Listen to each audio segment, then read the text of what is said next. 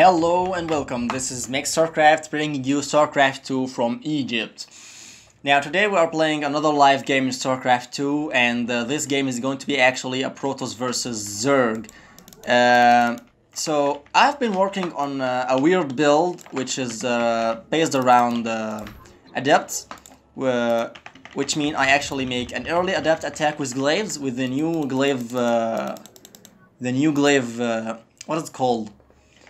The new shape of the glaive actually, and this actually turns to be a little bit tricky for the Zerg opponent to deal with, because as you will see now, the Zerg is going to be dealing with the aggression of the Adept while I am actually transitioning into carriers, and this is something that's very cheeky. So we will have to see how this goes, and of course this is a very good news that our Zerg opponent is expanding, because we don't have to deal with any kind of crazy things. I think he's going to check for cannon rushes. He's not going to triple hatch, right? It would be a good thing though if he did that. No, there is a spawn pool. Now waiting for the gas. And we have our expansion going now. So like I said, the whole idea about this is actually getting carriers while distracting the opponent with Glaives Adept. I'm going to try my best to do this, but as I told you, it's still under test. So it's actually not 100% working yet, but the results it's giving till now is actually brilliant. So we will see how this goes. We are simply starting off with the normal gate expand, and as soon as my cyber core finishes, I'll be transitioning to Adepts and an immediate Twilight Council. As you will see here in a moment. So with the first 100 gas, I'm going to build my Twilight Council, and then we are going to try and get another gateway, and we will continue producing Adepts throughout the process. So the first Adept is actually going to be scouting for any weird all-ins from our opponent here, but he seems to not be doing anything like this. I need to be getting the second gate now.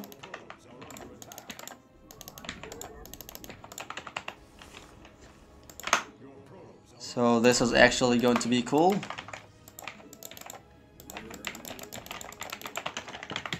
We need to get the glaives going, and we have 2 gates now. We need to make sure that we are continuing getting Adepts. And he has a very good drone count, I should say. But I'm going to let this shade in because I won't see what is in his main base. So that's cool already.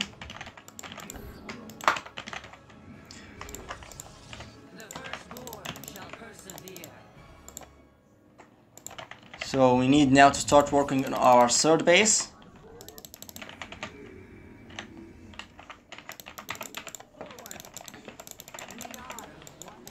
So we're going to build the third base now, and the Glaives is about to finish. And we are going to start pushing on the map very soon, but we need to put our Stargate in, and this is the moment when, oh my god, he just came in and scouted that. But he is not attacking.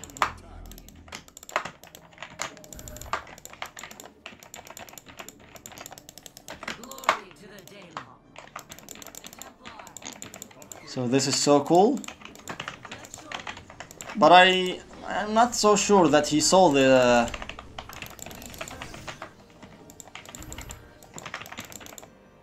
So we need to be going across the map now. And we are actually going to build the fleet beacon now. He's starting to figure out it, but will he react properly? That is the question.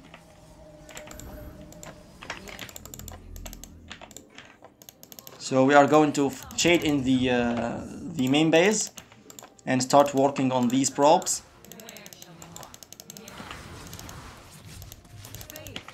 So this is already losing him mining time.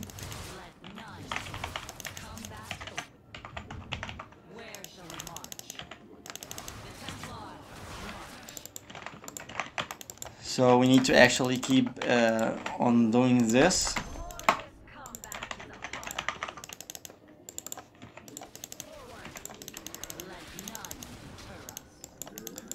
So we need to go back now because we lost our adepts.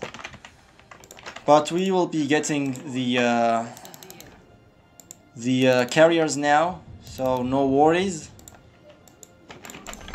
But we need to get the gas going because we don't have that much gas income right now. And we need to be not spending the gas on anything, so we are going to make zealots instead.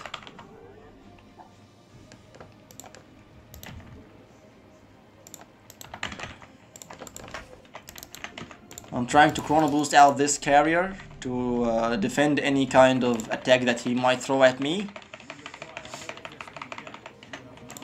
I'm prioritizing now the carriers over the research for them actually, because what I need now is the firepower itself, not the additional firepower.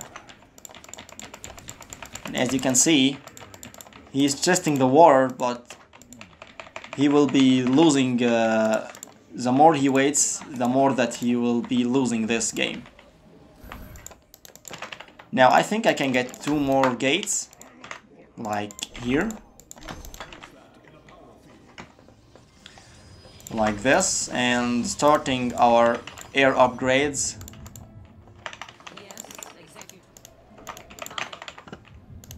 I keep forgetting to warp in probes. I think I'm far behind economically speaking, but we will see. We will see this. I'm trying to keep up the carrier production now, as well as the upgrades. Now we have 2 carriers, 3 actually. And I hope that we don't just get caught off guard with any weird attacks. So I'm going to leave a spotting zealot in each way to our base, so that we don't get surprised by anything. I think I should start working on a 4th base, but we will keep this for future plans.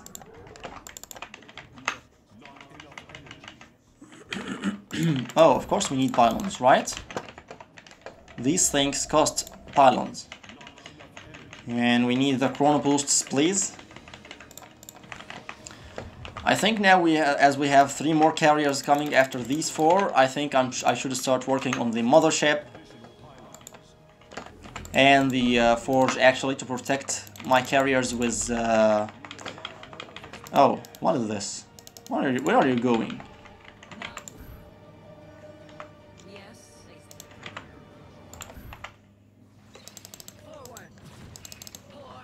So this is already cool. I think that judging by the amount of carriers that we are getting now, we are very, very safe.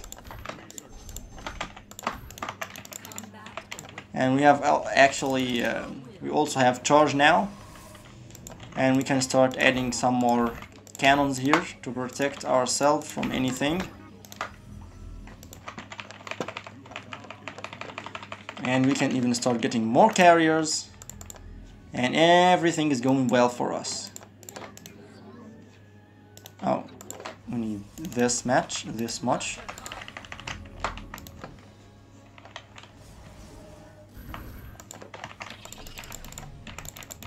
So this is going on well for now.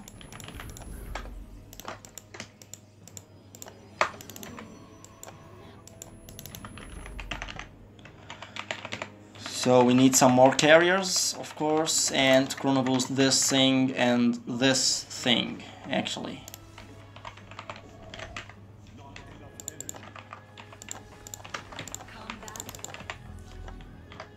I guess this is going on pretty well.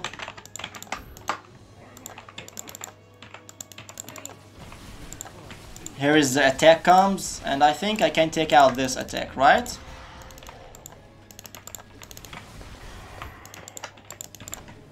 Judging by the sheer amount of carriers that I'm getting, this is actually going well for me. I'm trying to pull back the carriers now, and even I can cloak and he will not be able to see me. That's very cool. Now I think I can go across the map and start doing some damage, because he's way out of position now, and my mothership is out, and I can start using this actually very good. Oh, I warped in the wrong in the wrong location. I think I can use these two to go in the main base, and the rest can go on the third, as well as some zealots here to protect this space. We can start killing some drones now.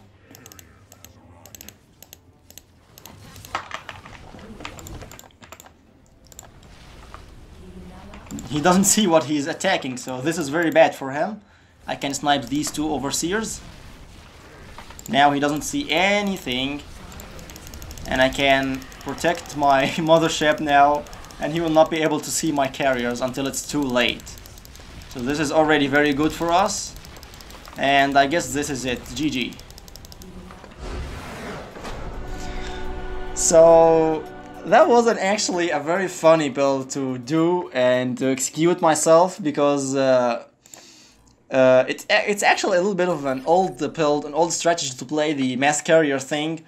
But as you can see, it's actually very, very good, and it's still very good even after the not even, I mean, especially after the debuff, or the debuff, yeah, the debuff of the Hydralisk, when they split their attacks in two.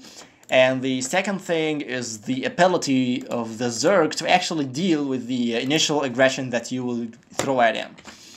So I'm going to take a look back at this game, because you may have noticed, or you should actually have noticed, that my build had a lot of gaps, a lot of places that the Zerg opponent could have deal damage to me, and you know, prevent me from getting to the point of the carriers, and actually a gaps in my production cycles itself. So as you can see here, I'm getting the second gate, and I'm trying to figure out with this adept the amount of drones that he has here. So this is a very healthy amount, which indicates that he is not going for any weird all-in or roach all-in or something. And I'll let this Chade finish to spot if he's hiding an evolution chamber or a roach warren or something. And that was basically it. So the next step of this build is when the glaves finish, where you actually get to be having 5 to 6 adepts, and you will be moving with them across the map instantly. And while this is happening, actually, and before the glaves research finishes, you should be taking your third base around the 4 minutes mark, and you are very safe in this point to do this, because you know, basically what he did here, and I want to check actually if he saw the stargates. No, he didn't.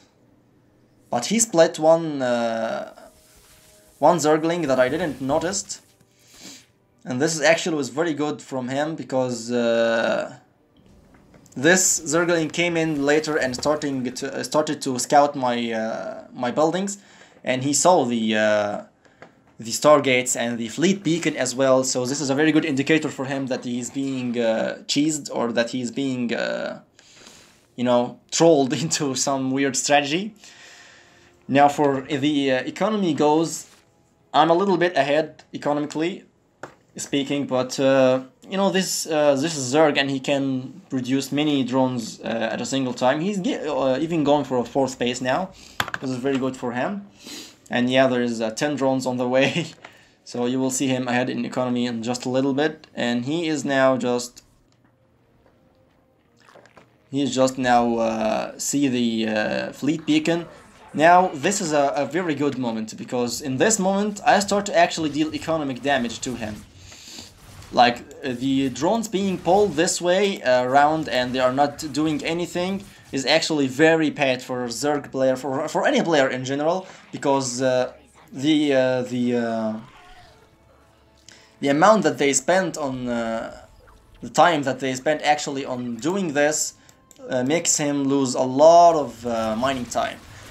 Even though that I didn't kill that much drones, but as you can see, he has built many units to deal with my aggression, and therefore he doesn't have that many workers. So in general, this is going very well for me. I'm now having my first carrier on the way. I'm chrono boosting this as hard as I can to actually be able to defend. If he pushes with these roaches, I can kite them from like here or here maybe, and then these small forces are going to be demolished by the carriers before they can even reach the base of you. And when you actually reach the moment that you have 3 Stargates producing carriers, you know, this moment, every StarCraft, every Protoss player loves it, and every Protoss player feels very, very comfortable getting to this phase in the game, where he has a continuous carrier production, and the upgrades of the carriers are going, and whatnot. So I think that's it for the build, guys, and it's very flexible in a way, but judging by my opponent's play now, I think he could have done a lot more better in this game. But as you can see here, he is going for Hydralisk and Spire. He should actually choose one way of tech to go up against this. Be it the Hydralisks or quick Hydralisk attack combination with Queens. And the second strategy is going to be the Corruptors. But he was going for both of them, so this was actually not cool at all. Now, as you can see here, my income is, you know, not that far behind, but I'm actually behind, but not that far behind. I'm getting my 4th base now, and he doesn't even mine fully from his 4th base, and you know, that's kinda bad, because these Corruptors actually were not attacking my carriers, and you can see here that I have 6 carriers and he have what, 8 Corruptors? They never beat carriers in low numbers. You need a magic number that can one-shot carrier, or you know, do something actually damaging. But he was standing here for a while. He could have attacked earlier, and I have my carriers coming one by one, and I'm actually very comfortable in this place. And if you looked at the supplies here, I'm actually behind in supplies, but my army in general is better because I have +1 carriers, and they actually deal a lot of damage to these units. He was waiting for another round of Corruptors, but the bad thing that he did was not attacking my carriers directly. He was fighting the Interceptors, and then my Mothership Core came out, and that's basically it. He lost a lot of units there. He lost a lot of economy. As you can see, I'm trading double the resources that he lost, and this counter attack didn't do anything whatsoever. So as you can see here, yeah, that's it pretty much. He lost the game due to this miscontrol, and as you can see here, he is also fighting the Interceptors, and when he was fighting my my Mothership, I was pulling back and the carriers was doing the damage. So I hope this, guys, gives you an inspiration of how to play the Protoss vs Zerg match, and how to actually execute this build yourself on the ladder, and start figuring out how to complete it or make it perfect to our gameplay plan. So I guess that's it for this episode. I hope you guys enjoyed watching it. If you did, please give it a like, and if you want to see the upcoming videos, make sure to subscribe. Other than that, thank you everyone for watching. Don't forget to open those additional pylons, and good luck, have fun everyone.